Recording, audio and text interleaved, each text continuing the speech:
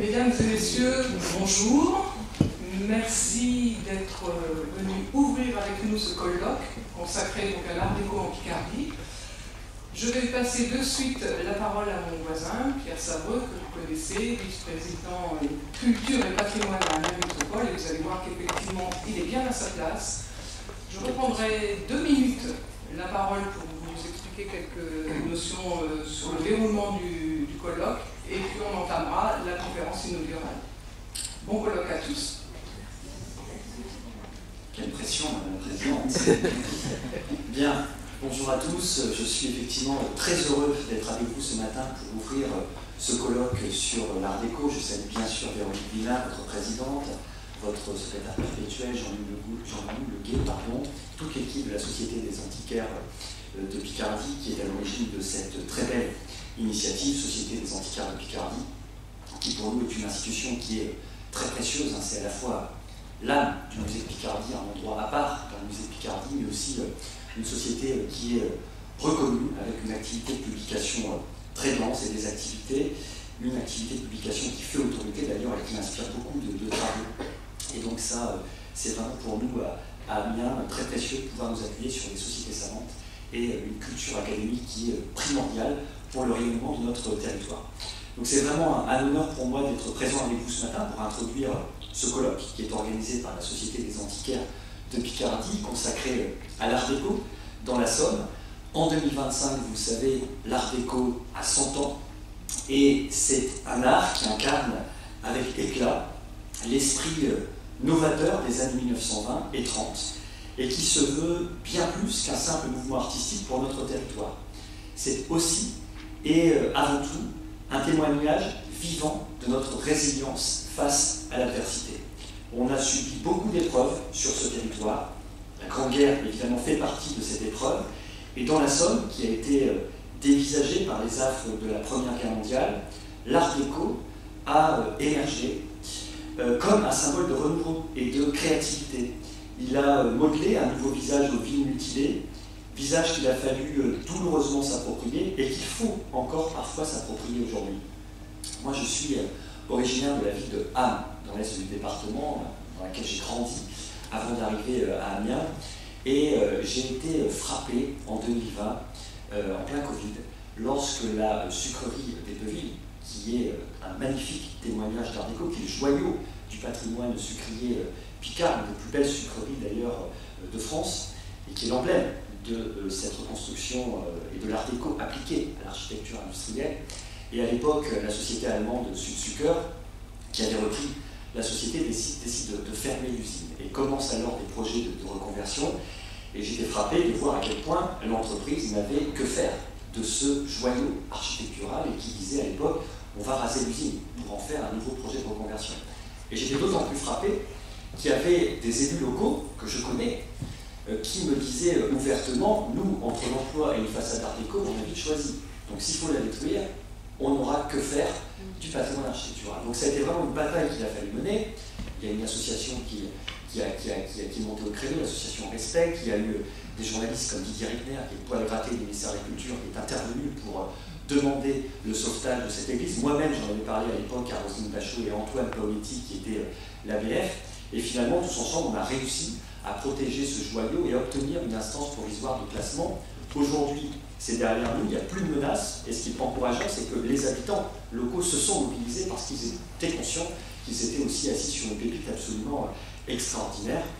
Magnifique bâtiment, magnifique façade art déco construite par Georges Lich, et on a la chance à Eppeville d'avoir, en plus de l'usine, tout le site, c'est-à-dire à la fois la maison du directeur, des bâtiments qui étaient réservés aux employés, aux ouvriers. Donc on a vraiment l'ensemble architectural qui est préservé. C'est un vrai trésor sur lequel nous sommes assis, qu'il faut absolument préserver. Et donc voilà, c'est un patrimoine qu'il faut encore s'approprier. On a un petit peu la même chose à Amiens avec le patrimoine de la Seconde Guerre mondiale, qui est un peu le mal-aimé. Et c'est justement la raison pour laquelle cette année, c'est bien, c'est un joli clin d'œil à notre colloque, on a organisé au Centre d'interprétation de l'architecture et du patrimoine une exposition, cette fois-ci sur la seconde reconstruction, pour faire comprendre aux Amiénois que peut-être que c'est un patrimoine qui ne se mérite pas tout de suite, qui a besoin d'être compris avant d'être aimé, mais on a la chance à Amiens d'avoir peut-être la ville de France la plus belle en termes de reconstruction, parce qu'il y a très peu de villes en France où il y a des sculptures sur les bâtiments reconstruits de la Seconde Guerre mondiale, après la Seconde Guerre mondiale, donc c'est un vrai trésor, et c'était important qu'on puisse revaloriser ça. Donc, des architectures après la Première Guerre mondiale intègrent évidemment cette nécessité de reconstruire rapidement, et vont proposer des formes nouvelles et fonctionnelles sans pour autant sacrifier l'esthétique. C'est un visage différent qui nous propose, un visage moderne, mais surtout un visage beau. Et ça nous manque tellement aujourd'hui. Et on a la chance, effectivement, dans notre département, de regorger de trésors de l'art déco. J'ai cité la sucrerie des Pieux-Vic tout à l'heure, j'aurais pu citer évidemment le patrimoine incroyable qu'il y a à Péronne, très beau patrimoine aussi à Albert, avec un art déco et une touche de style régionaliste, avec cette brique rouge si particulière à la ville d'Albert. Et bien sûr, parce que j'étais beaucoup à l'est, là je vais aller à l'ouest, j'ai cité aussi évidemment l'église Notre-Dame de la Vierge de Fort-Mahon, que j'ai découvert il n'y a pas longtemps, de Louis Quetelard, qui est absolument remarquable, devant laquelle tout le monde passe sans forcément s'arrêter, alors qu'à l'intérieur, il y a des peintures monumentales et des vitraux tout à fait exceptionnels, un des rares exemples d'édifices religieux de type art déco en Picardie maritime. Évidemment, Amiens, je ne vais pas manquer à aller voir, regorge elle aussi de trésors, elle fait partie de ces territoires laboratoires de l'art déco. Nous avons la chance ici d'avoir plusieurs réalisations emblématiques qui s'y donnent encore à admirer, des façades de la rue Ernest Covin jusqu'au conservatoire, où vous serez demain. D'ailleurs, je ne peux pas spoiler en Picard de la présidente, mais il paraît que vous allez avoir une surprise demain et que vous allez découvrir une œuvre qui n'a pas été vue depuis 30 ans. Je n'en dis pas plus. Donc des façades de la rue Ernest Covin au conservatoire, donc une admirable réalisation au programme du présent colloque, en passant par le garage Goethe, qui a été récemment restauré et qui témoigne d'ailleurs par là même d'une volonté de préserver ce patrimoine rare. Je ne saurais bien entendu passer sous silence les nouvelles galeries que nous avons par ailleurs la chance de faire découvrir au public grâce à un partenariat exceptionnel avec les galeries Lafayette. Ce lieu représentatif des grands magasins des années 30 se veut vraiment l'exemple parfait de l'élégance discrète et du raffinement de l'époque. La ville d'Amiens, je voulais aussi le souligner ce matin pour vous faire notre colloque, possède également des trésors qui sont moins visibles et pour autant inestimables, à l'instar d'une des plus belles parures de vitraux d'église d'Amiens, les vitraux art déco de l'église Saint-Rémy. La restauration de cet édifice est une cause qui me tient particulièrement à cœur et pour laquelle je me suis relativement bien engagé. Nous avons des travaux de mise hors d'eau qui sont actuellement à l'œuvre afin de préserver ce patrimoine de haute valeur, travaux qui sont un préalable à une restauration qui devra intervenir dans le mandat suivant.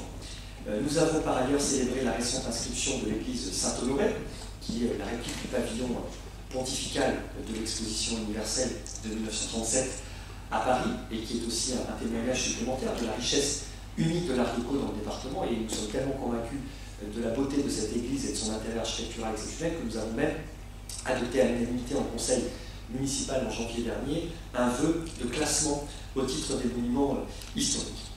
Depuis 2019, Amiens Métropole s'est engagé à partager ce patrimoine exceptionnel à la faveur d'un événement régional que vous connaissez tous ici, qui est unique en France et qui s'appelle le Printemps de l'Art déco. Nous avons une programmation qui attire un public toujours croissant, qui témoigne de l'intérêt, même souvent de la passion du public pour ce style.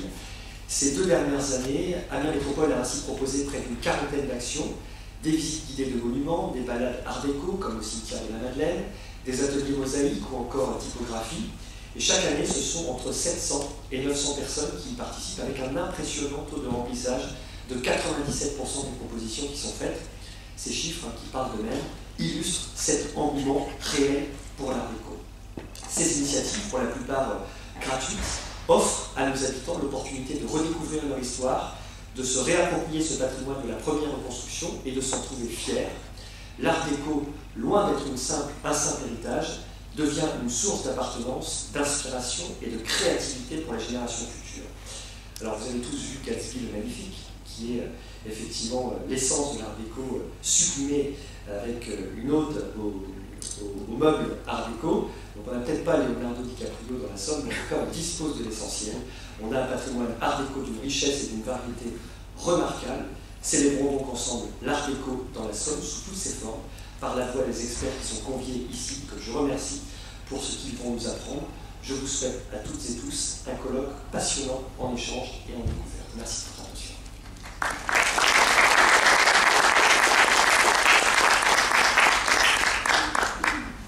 Alors effectivement, nous célébrons cette année les 100 ans de la célèbre exposition universelle de Paris consacrée aux arts décoratifs, industriels et modernes que les années 60 vont baptiser Art Déco. Nous avons souhaité avec nos partenaires mettre en valeur les réalisations qui ont témoigné de l'engouement du public et des entreprises sur le sol picard pour ce nouveau courant artistique qui va conquérir le monde. Pour cela, nous avons noué un premier partenariat avec la Maison d'Architecture qui a concocté une exposition sur cet objectif ambitieux mais atteint et réussi, le croisement Art Déco et Picardie. Merci donc à Gaël Picard, à Jean-Samuel Herbé et à Pauline Creusat de proposer un événement qui devrait faire date dans la capitale picarde, le sujet n'ayant jamais été traité auparavant. Pour ceux qui ne l'ont pas encore vu, vous pouvez aller vous y plonger jusqu'au 24 octobre. L'exposition est gratuite. A noter que la Maison d'Architecture et la Société des Antiquaires ont organisé un concert de jazz qui aura lieu ce soir à 18h30 et pour lequel il reste quelques places. Si vous replongez dans l'ambiance musicale des années folles vous tente, n'hésitez pas, Jean-Loup, présent dans la salle. Donc Jean-Loup est à votre disposition pour vous vendre les quelques places restantes. Sachez qu'il n'y en aura pas pour tout le monde, les premiers seront servis et malheureusement pas les autres. À ce partenariat s'est ajouté celui noué avec le Conservatoire de musique qui bénéficie de locaux devenus emblématiques de l'art déco amiénois. Merci à Rachel Wyss pour sa gentillesse permanente et son accueil. Un grand merci à celui à qui je vais donner la parole dans 2 minutes, promis, Monsieur Simon Texier, professeur de l'UPJV, spécialiste de l'art déco, qui va lancer ce colloque par une conférence inaugurale fort attendue. Merci à mon voisin, Pierre Savreux, qu'on sent, vous l'avez vu comme moi, passionné de culture et de patrimoine local. Ça tombe très bien, nous partageons les mêmes passions. À travers vous, Monsieur Savreux, nous tenons à marquer notre gratitude vis-à-vis d'Amiens Métropole qui réserve toujours et avec bienveillance le meilleur sort à nos sollicitations. Les conditions d'hébergement de qualité sont dues à la métropole, qu'elle en soit donc remerciée. Merci aux collègues de la Société des Antiquaires qui ont monté ce colloque sous la houlette du professeur Xavier Boniface, qui se cache là-bas, mais on le reconnaît. Jean-Loup a assumé une belle communication et Élise nous nourrit, nous loge et nous entoure de son affection permanente. Nous ne pouvons que les en remercier tous chaleureusement. Merci bien sûr au public à qui ce colloque est dédié. Sans le public, quelle serait l'utilité de telles manifestations ? Nous espérons que vous pourrez étancher votre soif de connaissances ou découvrir des lieux ou personnages magiques grâce à ceux que je remercie, désolé pour eux de les citer en dernier, à savoir, mesdames et messieurs, les conférenciers.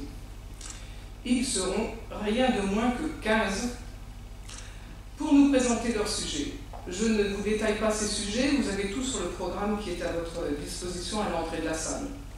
Mais je tiens à leur adresser notre reconnaissance et mon impatience à les écouter. Sans plus tarder, je passe la parole au professeur Simon Texier pour 1 heure qui sera suivie de nombreuses questions à n'en pas douter.